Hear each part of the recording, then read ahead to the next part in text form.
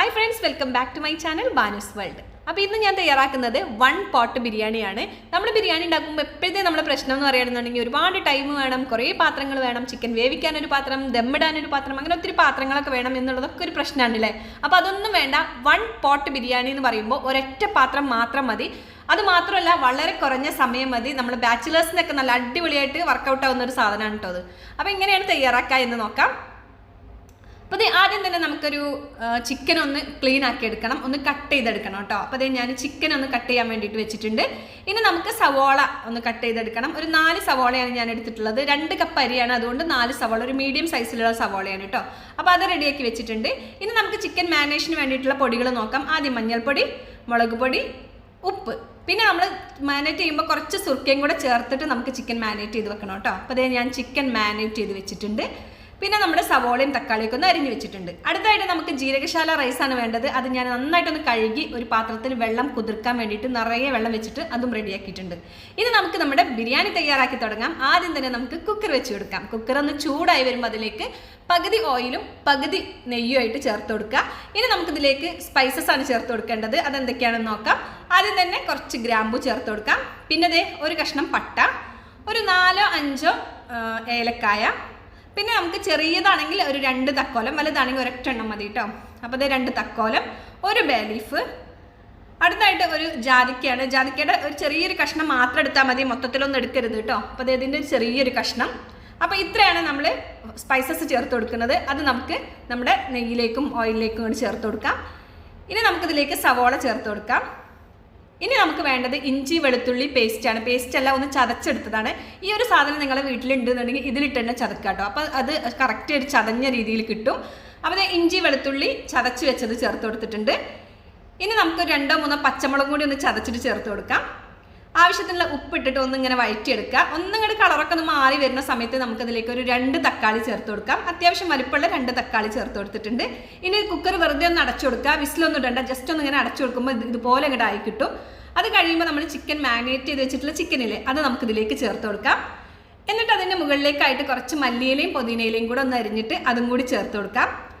അപ്പോൾ ഞാൻ മല്ലിയിലയും പുതിനയിലയും കൂടെ അരിഞ്ഞ് ചേർത്ത് കൊടുത്തിട്ടുണ്ട്. ഇനി നമുക്ക് വേണ്ടത് ഒരു 2 ടേബിൾ സ്പൂൺ തൈരാണ് കേട്ടോ. അപ്പോൾ 2 ടേബിൾ സ്പൂൺ തൈര് ചേർത്ത് കൊടുത്തിട്ടുണ്ട്.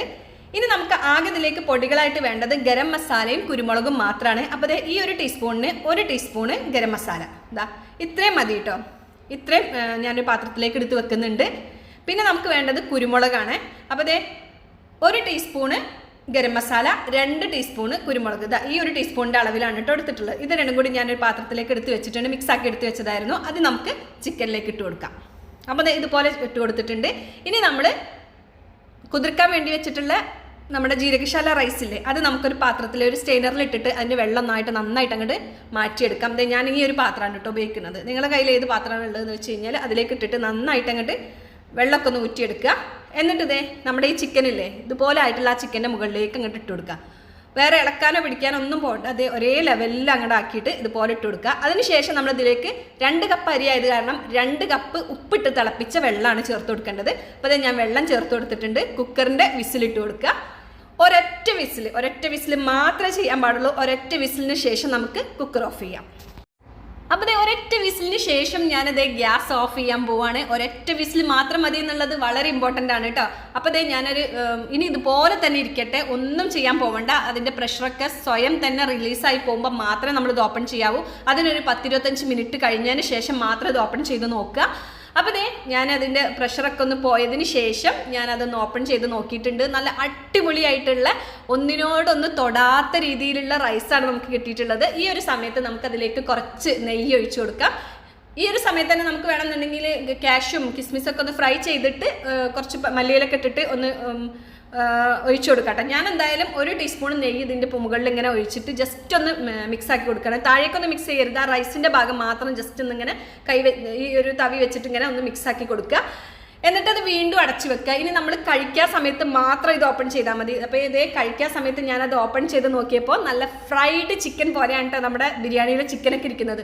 കഴിക്കാനാണെങ്കിലോ നല്ല അടിപൊളിയാണ്. നമ്മളെ ബാച്ചിലേഴ്സിനൊക്കെ വളരെ കുറഞ്ഞ സമയത്തിന് തയ്യാറാക്കാൻ പറ്റുന്ന നല്ലൊരു അടിപൊളി ബിരിയാണിയാണ്. അപ്പോൾ എന്തായാലും എല്ലാവരും ട്രൈ ചെയ്ത് നോക്കുക. നമ്മുടെ ചാനലിൽ കുക്കർ ബിരിയാണി ടു കിഴി ബിരിയാണി എന്ന് പറഞ്ഞൊരു വീഡിയോ ഉണ്ട്. എന്തായാലും എല്ലാവരും അതൊന്ന് കണ്ടു നോക്കുക കേട്ടോ. കൂടാതെ നമ്മുടെ ചാനൽ സബ്സ്ക്രൈബ് ചെയ്യാതെ കാണുന്ന കൂട്ടുകാരുണ്ടെങ്കിൽ ഒന്ന് സബ്സ്ക്രൈബ് ചെയ്തേക്കണേ. എന്നിട്ട് ആ ബെല്ലൈക്കൺ കൂടി ഒന്ന് പ്രസ് ചെയ്തേക്കുക. അപ്പോൾ മറ്റൊരു വീഡിയോയുമായിട്ട് നമുക്ക് വീണ്ടും കാണാം. അതുവരെ എല്ലാവരും സന്തോഷമായിട്ടിരിക്കുക. മറ്റൊരു വീഡിയോയുമായിട്ട് കാണുന്നത് വരെ tata bye bye from Banu's world.